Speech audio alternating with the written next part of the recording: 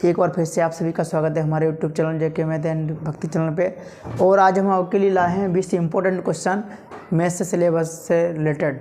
यानी कि जो 10th क्लास में आपके 20 क्वेश्चन जो आएंगे वो बहुत ही इंपॉर्टेंट होंगे और 20 नंबर के होंगे, आपको OMR शीट में भरने के लिए दिए जाते हैं वो। तो आपको हम 20 क्वेश्चन जो करा रहे हैं ये बहुत ही इंपॉर्टेंट हैं। चलिए देखते हैं जरा कौन कौन से वो हैं, और इनसे इसी तरीके से आपके जो विकल्प आते हैं तो इनको आप सॉल्व करके ही टिक लगाना। ऐसा नहीं कि आपने देखा कि तुक्का मार दिया ये सही है वो सही है, लेकिन जब तक आप इसको सॉल्व नहीं करेंगे जब तक आप इसको लगा ही नहीं सकते हैं। तो इसलिए आपको हम सॉल्व करने की ट्रिक के ज़रिए सभी 20 क्वेश्चन आपको बताएंगे। आप हमारे साथ में बने रहिए, बीच में छोड़ के मत जाना। जो भी छोड़ के बीच में जाएगा उसको समझ में बिल्कुल नहीं आएगा, इसलिए 20 क्वेश्चन आपके लिए बहुत ही इंपॉर्टेंट हैं। चलिए देखते हैं, पहला दिया गया है एक द्विघात बहुपद के अधिक से अधिक शून्यांकों की संख्या होगी। देखिए द्विघात बहुपद का मतलब होता है जैसे हमारे द्विघात समीकरण, यानी कि उनमें से शून्यांकों की संख्या कितनी होगी, मतलब कितने मान होंगे उसके अधिकतम। तो द्विघात अगर बहुपद होता है तो उसके 2 मान होते हैं, इसलिए आपका जो ऑप्शन है पहला दिया है 1, दूसरा दिया है 3, सी, फिर 2 है, फिर अनंत है। तो आपका इसमें सी वाला ऑप्शन सही है, यानी कि 2 होंगे। द्विघात बहुपद में 2 होंगे शून्यांकों की संख्या। दूसरा दिया यदि 10a बराबर 4/3 हो तो sec a का मान होगा। देखिए यदि 10a बराबर 4/3 है तो आप इसमें क्या कर सकते हैं, 10a जो होता है लंब बटे आधार होता है। देखिए सबसे पहले क्या करेंगे, आप लंब जो है लंब बटे आधार, यानी कि लंब कितना है 4 है 3 है। आप पाइथागोरस फॉर्मूले से आप ये कर्ण निकालेंगे तो मेरे ख्याल से 5 निकलेगा। आप लगा के देख लेना, क्योंकि अगर हम पूरा लगाएंगे तो आपके जो है टाइम वेस्ट हो जाएगा और उसके अकॉर्डिंग जो है लॉन्ग वीडियो बन जाएगा, इसलिए हम बता नहीं रहे। ये अगर ये 3 या 4 होता है तो ये 5 ही होता है, इसलिए आप जब सॉल्व करेंगे पाइथागोरस प्रमेय से कर्ण स्क्वायर लंब स्क्वायर क्या आधार स्क्वायर, तो आप ये 5 ही निकलेगा।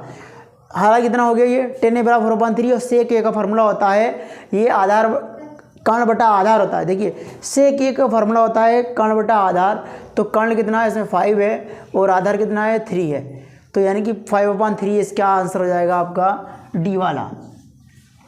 फिर इसी तरीके से यदि 5/3 है, यदि 5, 10, 15, R 20, 35 और 40 का समांतर माध्य 21 हो तो R का मान होगा। R का मान हमें निकालना है। देखिए समांतर माध्य क्या होता है, सभी संख्याएं जो होती हैं उनको जोड़ लेते हैं, उसके बड़े में टोटल संख्याएं होती हैं तो सबको जोड़ के बराबर उसका मान जो है समांतर माध्य कितना है 21 है। जब आप इसको सबको जोड़ेंगे तो मेरे ख्याल से देखिए 5 यानी कि 5, 10, 15, 15, 30 और 20 ये हो जाएगा 50, फिर 85 हो जाएगा 85, 40 यानी कि 125 प्लस के आर, इसको जोड़ाएगा 125 प्लस के आर और बटे में कितना हो जाएगा टोटल 1, 2, 3, 4, 5, 6, 7 संख्याएं 7 बटे में आएगा। बराबर कितना समांतर माध्य 21 है, x बार होता है, इसीलिए इसकी जब गुणा कराएंगे 1 7 147 और माइनस का 125 इधर घट जाएगा, तो यानी कि ये बचेगा 7 में से 5 गया 2 बचेगा, 4 में से 2 गया 2, यानी कि 22। इसमें आंसर आपका हो जाएगा 22। 3 नंबर का ऑप्शन सही है डी वाला, 22 आ गया। इसके आप सॉल्व कर लेंगे। फिर इसी तरीके से 4 नंबर दिया 21 सेंटीमीटर त्रिज्या वाले वृत्त किसी चाप द्वारा केंद्र बनाकर 60 अंश से चाप की लंबाई होगी 7 सेंटीमीटर 14 सेंटीमीटर और 21 सेंटीमीटर, और डी वाला 22 सेंटीमीटर दिया गया।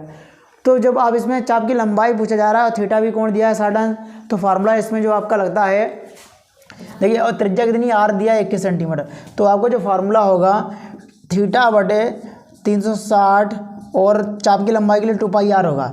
थीटा का मान 60 दिया है तो आप थीटा की जगह क्या रख देंगे 60 रख देंगे, और 2 गुणा पाई का मान 5/7 रख देंगे और आर का मान रख देंगे 21 और बटे में 360 है। इसको हल कर लेंगे 6 आ गया। फिर इसको सॉल्व करेंगे 7 से काटेंगे 7 यहाँ 21 3 आ गया।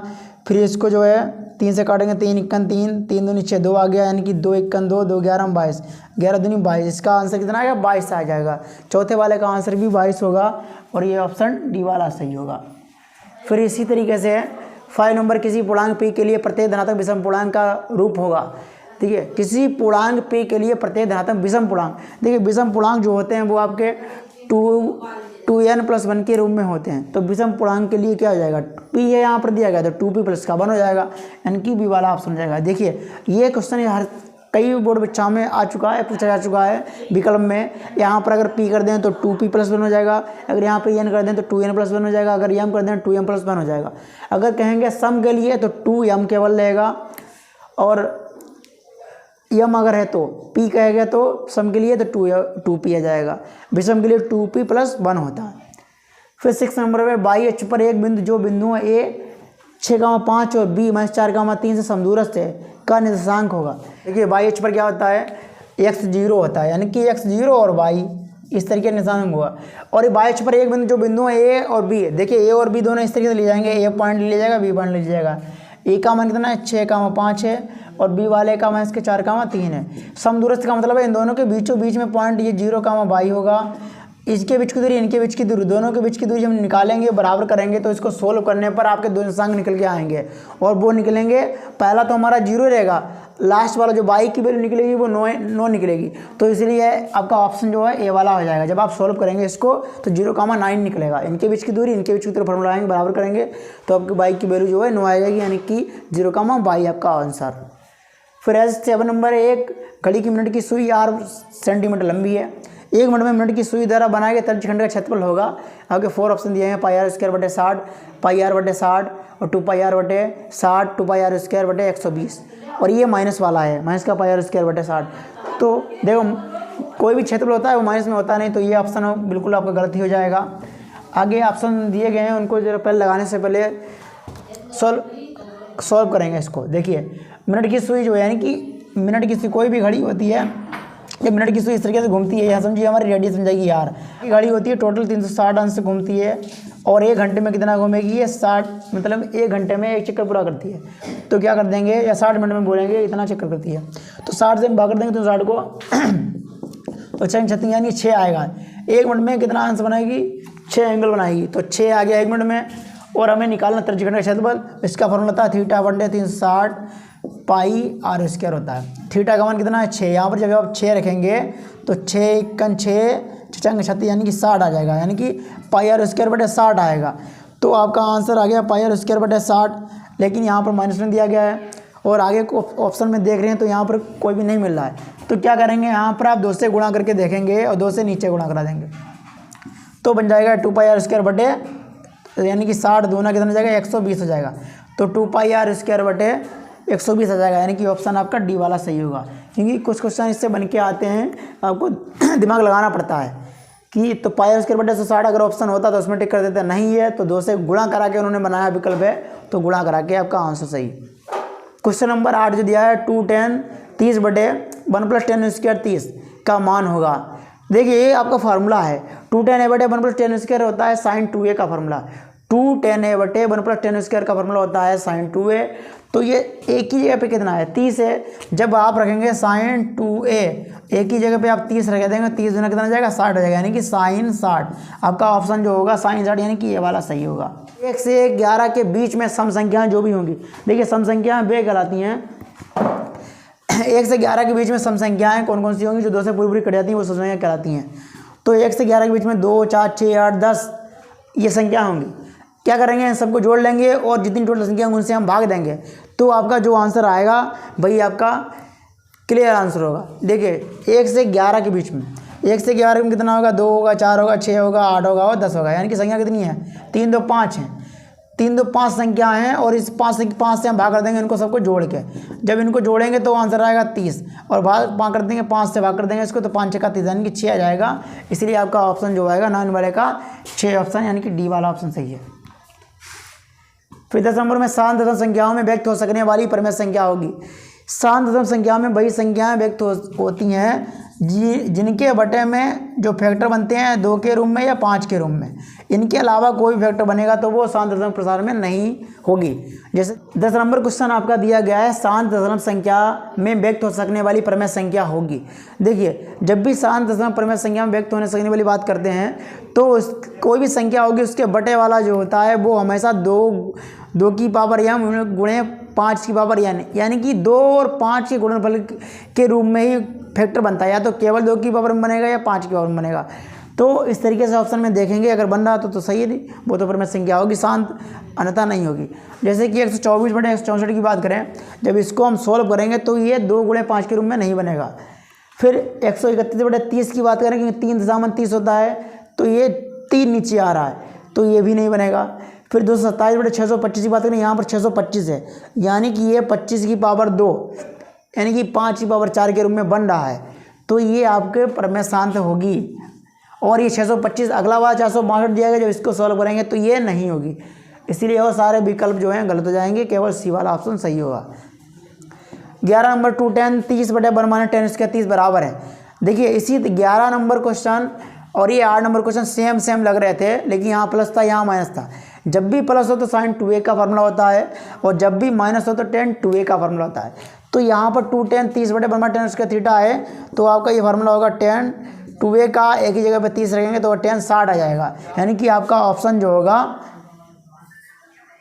बी वाला ऑप्शन सही होगा, 10 60। फिर 12 नंबर है, बिंदु 5,0 और माइनस के 12,0 के बीच दूरी है। जब भी दूरी की बात करते हैं तो क्या करते हैं, x2 माइनस x1 का whole square y2 minus y1 का होल स्क्वायर। यानी कि देखो ये इसमें पहले x1 से घटाएंगे, यानी कि इसमें से इस, यानी कि ये जुड़ जाएगा दोनों। 12 5 कितना हो जाएगा 17, 17 की पावर 2 प्लस ये 0 0 है तो 0 की पावर 2, यानी कि अंडर कट जाएगा, केवल 17 आ जाएगा। यानी कि बीच की दूरी कितनी आ जाएगी 17 आ जाएगी। ऑप्शन आपका होगा डी वाला सही। पैरा जो है ये कह रहे हैं परमेय संख्या 14,587 बटे 1250 का दशमलव प्रसार निम्नलिखित किन दशमलव स्थानों के बाद समाप्त हो जाएगा। बाद समाप्त होने की बात कर रहे हैं। देखिए इसको हम क्या करेंगे, इस तरीके से सॉल्व करें कि हमें दशमलव पता लग जाए कि कितने के बाद लगेगा। हम इसको क्या करेंगे 10 की पावर में बनाएंगे। 10 की पावर में बनाने के बाद में आपको पता लगेगा। देखिए जरा बात ऊपर से हमें मतलब नहीं है अभी अंकों में। 1250 को केवल सॉल्व करेंगे बटे वाले को, इसको हम 2 गुणा 5 के रूप में बनाएंगे। तो देखिए जरा इसको क्या करेंगे, पहले लिख देंगे 125 गुणा 10 और बाद में 125 लिख देंगे 5 की पावर 3, और इसको लिख लेंगे हम 2 गुणा 5 2 पंचे 10 होता है। 5 2 गुणा 5 हो गया, पावर इसकी 1, 3 है कितना आ जाएगा 5 की पावर 4 हो जाएगा गुणा 2। फिर यहाँ पर कितना है 4 पावर है और यहाँ पर कितना है 2 है। तो इसका मतलब क्या है, यहाँ पर 4 लाने कितने गुणा करने पड़े 3 से गुणा करनी पड़ेगी 2 की, यानी कि 2 की पावर 3 होना चाहिए। तो कितना हो जाएगा 4 हो जाएगा। यानी कि 4 जब बन जाएगा, अच्छा नीचे 3 से गुणा करें तो ऊपर भी गुणा करेंगे, जो ऊपर पे वैल्यू दी गई थी, ये जो वैल्यू दी गई उसमें भी गुणा करेंगे।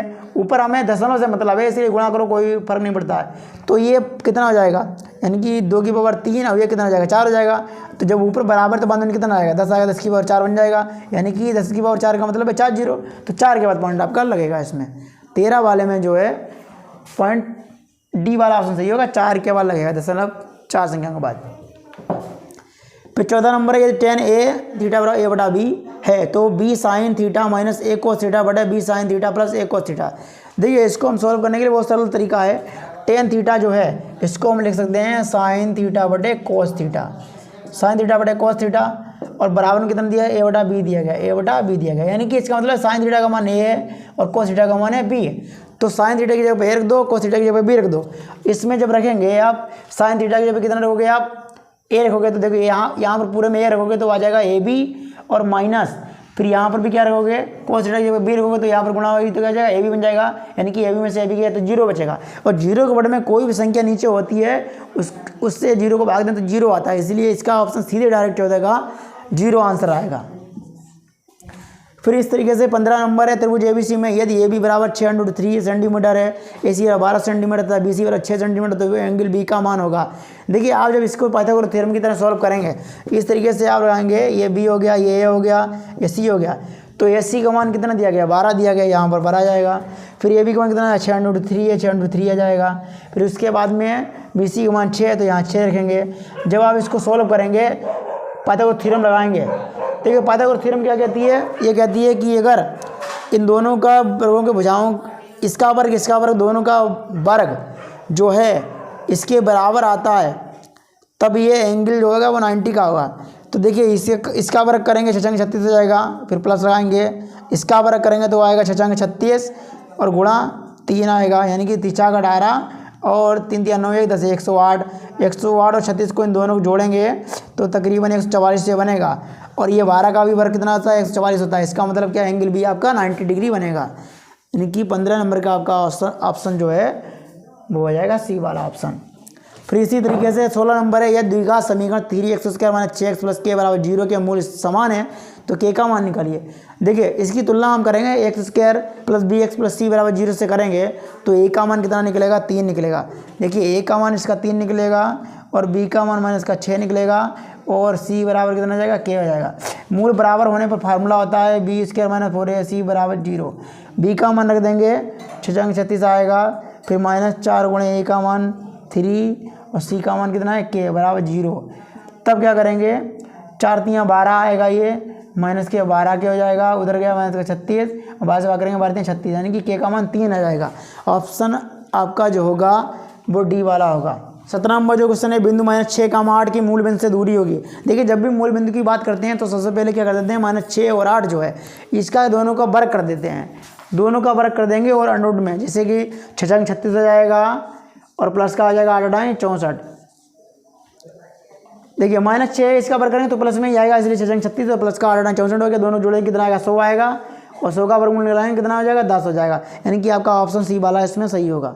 मूल बिंदु की दूरी का फार्मूला होता है यानी कि x स्क्वायर प्लस के बाद जो भी दिया जाएगा दोनों को सीधे वर्ग कर दो, अंडर रूट निकाल दो इसका बस। फिर ये 18 नंबर है, बहुपद x स्क्वायर -2x - 3 के शून्य होंगे। देखिए जब इसको आप सोल्व करेंगे तो आपके ऑप्शन जो है क्या होगा, मतलब कहने तात्पर्य ये है कि गुणा करने पर 3 आए और घटाने पर कितना आना चाहिए 2 आना चाहिए। तो 3 × 3 होगा, 3 में से 1 2 बना, इसी फैक्टर बन जाएंगे आपके। आपका ऑप्शन जो होगा इसमें सी वाला सही होगा। जब आप सोल्व करेंगे इसको तो 3 का -1 आएगा, क्योंकि प्लस का 3 आएगा माइनस का 1 आएगा, इसलिए ये सी वाला सही होगा ऑप्शन। फिर ये 19 नंबर है, यदि 10a = 3 तथा 10b = 1/3 तो 10a + b का मान होगा। देखिए जरा 10a का मान √3 बराबर दिया, 10a = √3 दिया गया। 10 किसका मान 3 होता है 60 का मान होता है, ये a का मान निकलेगा 60 और इसका मान निकलेगा 30, यानी कि b का मान निकलेगा 30, तो 60 30 कितना हो जाएगा 90 हो जाएगा। 10 90 का मान इन्फिनिट होता है, इसलिए आपका ऑप्शन जो है डी वाला हो जाएगा। दोनों जोड़ देंगे तो 10 90 का मान जो कितना होता है इन्फिनिट, इसलिए इन्फिनिट आंसर हो जाएगा। नंबर 20 है, यदि एक वृत्त की त्रिज्या 100% घट जाए तो इसका क्षेत्रफल घटता है, कितना घटता है ये हमें निकालना है। तो देखिए जरा, ये इसको सवाल को लगाने के लिए सदाबहार फॉर्मूला लगता है। घट रहा है तो इसका मतलब है देखो क्षेत्रफल निकालना है, तो -10 2 बार लिखो और बाद में प्लस लगा के दोनों की आपस में गुणा, जैसे भी चिन्ह होंगे तो माइनस गुणा माइनस 10 बार और बटे में होता है 100।